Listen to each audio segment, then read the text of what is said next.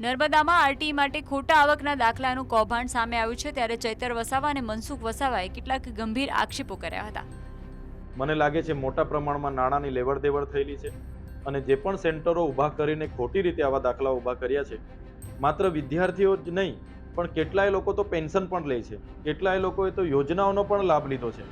ત્યારે જે મૂળ લોકો છે, જેમના માટે રાઇટ ટુ એજ્યુકેશનની યોજના બની છે, એ લોકો રહી જાય છે ને આવા બોગસ લોકો એનો લાભ લેતા હોય છે. ત્યારે અમે સ્પષ્ટ માનીએ છીએ કે જવાબદાર હશે તો કાર્યવાહી કોઈ પણ થશે. હમણાં તાત્કાલિક એસઆઈટીની રચના તો થઈ છે, પણ પોલીસ એકદમ ધીમી ગતિએ કામ કરે છે. એના પરથી લાગે છે કે સ્થાનિક ભાજપના નેતાઓનું દબાણ હશે, એના લીધે ધીમી કાર્યવાહી થાય છે. પણ અમે સ્પષ્ટ કહીએ છીએ, દિન 7માં જો યોગ્ય કાર્યવાહી ન થાય, આરોપીઓને પકડવામાં નહીં આવશે, તો અમે મોટું આંદોલન કલેક્ટર કચેરી અને એસપી કચેરી ખાતે કરીશું. મનસુખ વસાવાએ ચૈતર વસાવા પર પણ ગંભીર આક્ષેપો કર્યા હતા.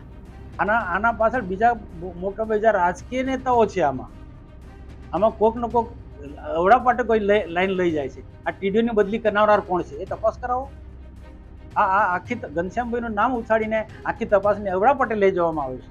ત્યાં એપી સેન્ટર સુંદરપુરામાં છે, એકમ તપાસ થતી નથી. આ ગુનેગારોને કેમ પકડતા નથી?